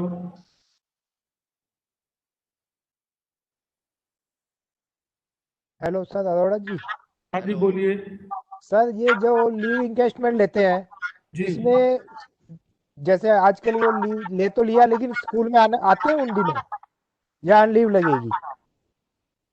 लीव घटेगी, उतनी घटेगी 10 दिन की। नहीं घटेगी तो सही, लेकिन स्कूल में आएगा प्रेजेंट होगा या नहीं? नहीं क्यों स्कूल में आएगा या ना आएगा, क्या क्या मतलब है इससे? ये कोई ईएल सेक्शन? अरे भाई एक बात बताओ, आपने 5 दिन की ईएल ली और 10 दिन की लीव एनकैशमेंट ली। हाँ जी। तो 5 ही दिन तो नहीं आओगे स्कूल, 10 दिन की लीव एनकैशमेंट कोई डेज ही तो घट रहे, कोई डेट थोड़ी लिखी हुई है उसमें कि इस डेट से इस डेट की लीव एनकैशमेंट है। ये नहीं, जैसे हमने एप्लीकेशन भेजी डिस्ट्रिक्ट में कि इस तारीख से इस तारीख में लीव एनकैशमेंट ले रहा हूँ, इस लीव एनकैशमेंट में कभी डेट नहीं होती है, लीव के लिए डेट होती है। लीव एनकैशमेंट तो डेट लीव के लिए 5। अरे भाई 11 से 20 तक मैं लीव ले रहा हूँ। 11 से 20 तक तो 11 से 20 तक आप नहीं जाओगे ऑफिस। अच्छा। लेकिन आपके 11 से 20 तक और साथ में अगर लीव एनकैशमेंट ले रहे हैं तो 11 से 20 एक घटेंगे और 10 दिन और घटेंगे। हाँ ये बात पूछ रहा था मैं। 10 दिन और घटेंगे। प्रेजेंट हो जाऊं तो नहीं घटेंगे? नहीं, प्रेजेंट होने से मतलब ही नहीं है उसका। लीव एनकैशमेंट का अगर आप लोगे तो 10 दिन के आपके टोटल में से घट जाएंगे, उसमें डेज की बात नहीं है। ठीक है, आप एक दिन की सीएल के साथ भी आप 10 डेज की एनकैशमेंट ले सकते हैं। हाँ, अगर मैं जाता सर हूँ ये मेरा तो क्वेश्चन है एक नहीं कटेगी। जाएंगे, जाता हूँ की बात ही नहीं है। हाँ ठीक है सर, ठीक है, ओके, क्लियर हो गया। सर मैं लीव इनकैशमेंट का एक हेलो पूछ रहा हूँ, एलटीसी कैश पैकेज का एक क्वेश्चन है मेरा बस। हाँ पूछिए, हेलो एक एक करके पूछिए आप। सर, ये एलटीसी कैश पैकेज में ये होता है कि आपको ये देखना है कि जो पेमेंट है वो डिजिटल पेमेंट हो रही है, और दिल्ली गवर्नमेंट ने एक एंडोर्समेंट इसमें दी है कि हाँ। अगर जो भी बिल होगा वो दिल्ली का होगा। हाँ बिल्कुल बिल्कुल बिल्कुल। Goods and services purchase from Delhi, और 12% से ज्यादा जीएसटी होगा उसमें। बिल्कुल बिल्कुल 12% या उससे ऊपर। लेकिन इसमें देखो, जैसे मान लीजिए कोई कोचिंग करवाता है अपने बच्चे की, हाँ तो वो भी गुड्स एंड सर्विसेज में आता है। कोई गोल्ड परचेज कर ले, सिल्वर हाँ। परचेज करे, तो क्या ये चीजें भी? गोल्ड पे 3% है। गोल्ड पे कहाँ पे है 12%? मैंने एक एग्जांपल दिया है, जैसे मान हाँ लीजिए ठीक है, चलिए ठीक है, हाँ जी। फीस पे तो है, इन फीस पे तो है, उन पे तो ज्यादा है, 12 पैसे नहीं नहीं, फीस पे है तो वो अगर दिल्ली से नहीं है, goods and services purchase from Delhi, अगर वो कोटा से ले रहा है तो फिर कैसे होगा? नहीं, दिल्ली में भी बहुत है सर। हाँ तो फिर आपकी क्वेरी क्या है, ये तो बताइए। मेरी क्वेरी ये है कि अगर जो उसमें मेंशन है चीजें, उसके अलावा मान लीजिए कोई कोचिंग का ले आता है अपने बच्चे की, मान लो कोई फिटजी में कोचिंग करवा रहा है, तो 2.5-3 लाख रुपए की अपनी है, और उसमें 18% जीएसटी लगा हुआ है, दिल्ली का बिल है उसका, तो क्या करें? जो उस चीज में बेनिफिट है उसके अलावा तो नहीं मिलेगा, और जो उसमें बेनिफिट है गुड्स एंड सर्विसेज वो मिलेगी। नहीं, उसमें तो सिर्फ गुड्स एंड सर्विसेज मेंशन है, तो ये हाँ। वाला कोचिंग करवाते हैं, ये भी तो सर्विस है एक तरह से, जिस पे नहीं ये सर्विस तो नहीं है, ये सर्विसेज तो नहीं है ये। तो जीएसटी मेरी कैसे लगेगा तो नहीं है। 18%? है सर्विस टैक्स होना तो क्या मतलब है? सर्विस टैक्स तो बहुत सारी ऐसी चीजें हैं, आप ड्राई क्लीन करवाते हो उसमें भी सर्विस टैक्स है। तो वो तो सर्विस नहीं है सर, ड्राई क्लीन। हाँ तो उसमें भी सर्विस टैक्स है, तो ड्राई क्लीन का बिल भी लगाओगे कि मैंने अपने कपड़े ड्राई क्लीन करवाए? मैं थोड़े लगाऊंगा, मैं तो मैं यार एक बात कह रहा हूँ, जो आप बात कह रहे हो, क्योंकि ये फिटजी वाला जो आप पूछ रहे हो, देखिए जहां पे भी, जब भी मैंने अपने आपको पहले भी बताया कि जो रूल्स फ्रेम हुए हैं, अगर वो चीज आपको क्लियर नहीं है तो आप अपनी नेक्स्ट अथॉरिटी से, जिस अथॉरिटी ने रूल फ्रेम किए हैं वो ही क्लैरिफाई करेगी उसको। सर ये जो एलटी वाला हेलो हाँ सर, जो एलटी वाला पैकेज भी आया है गवर्नमेंट का, एज एचओएस उसकी फाइल तो डीडी पे जाए, डीडी के लेवल पे जाएगी अप्रूवल के लिए? जो भी सेंट्रल अथॉरिटी है एलटीसी के केस में, एचओडी या डीडी जो भी होगी। एचओडी तो सर एचओएस जो है उसकी फाइल कहाँ जाएगी? एचओएस की फाइल उसके नेक्स्ट अथॉरिटी को।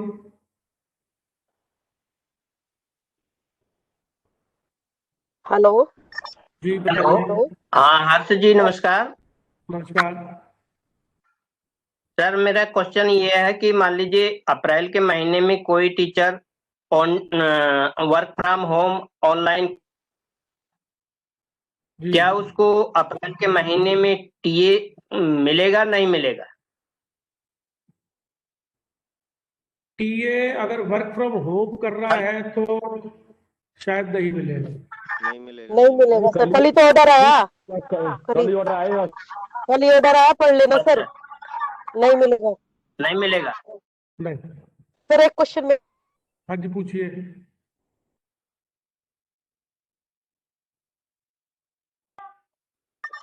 अरे हेलो सर, आज का टॉपिक क्या है? हेलो आज का टॉपिक क्या है? स्कूल में सर्विसेज लेते हैं, जैसे पेंटिंग वगैरह कराते हैं, तो उसकी कोडल फॉर्मेलिटीज बता दीजिए सर।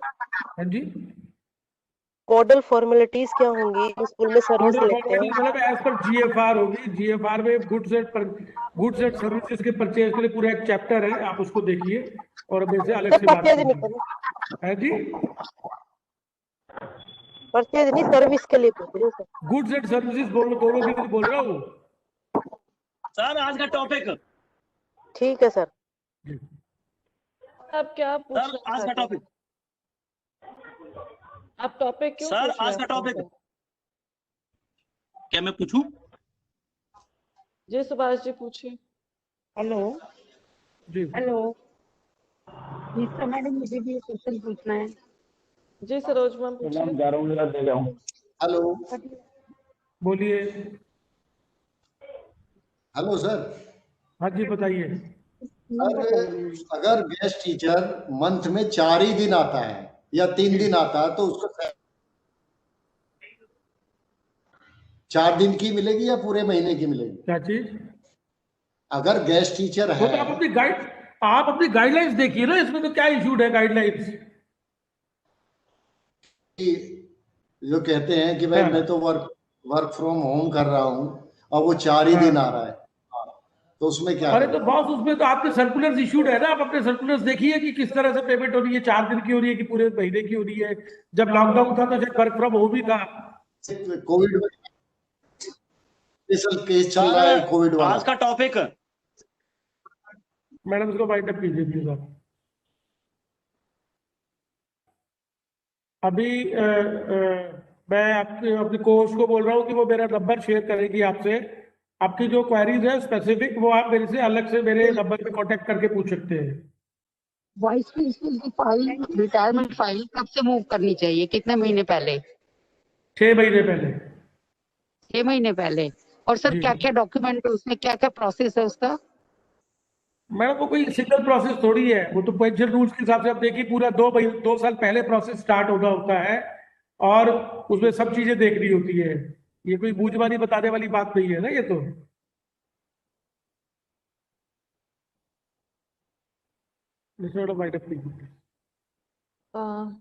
चलिए, thank you so much Harsh sir. Thanks sir. मैं आप सभी के साथ सर का नंबर शेयर कर दूंगी व्हाट्सएप ग्रुप पे। अगर आपकी अभी भी कोई क्वेरीज रह गई हैं तो प्लीज उनसे डायरेक्टली आप कांटेक्ट कर सकते हैं। Thank you so madam, much. आज का टॉपिक सर आप क्या जानना चाहते हैं? आज का सब्जेक्ट क्या था? Roles and responsibilities of DDO. Rule and responsibilities. जी, रोल्स एंड रिस्पॉन्सिबिलिटीज। जी थैंक यू। हेलो, हाँ सर लिख लीजिए, role and responsibility of DDO. Hello जी मैडम जी। जी सर बोलिए। मेरा नंबर भी व्हाट्सएप पे कर लो मैडम। शिव कुमार निमेश। सर आप मुझे नंबर भेज दीजिएगा, मैं ऐड कर दूंगी। नंबर कहाँ भेजूं मैडम?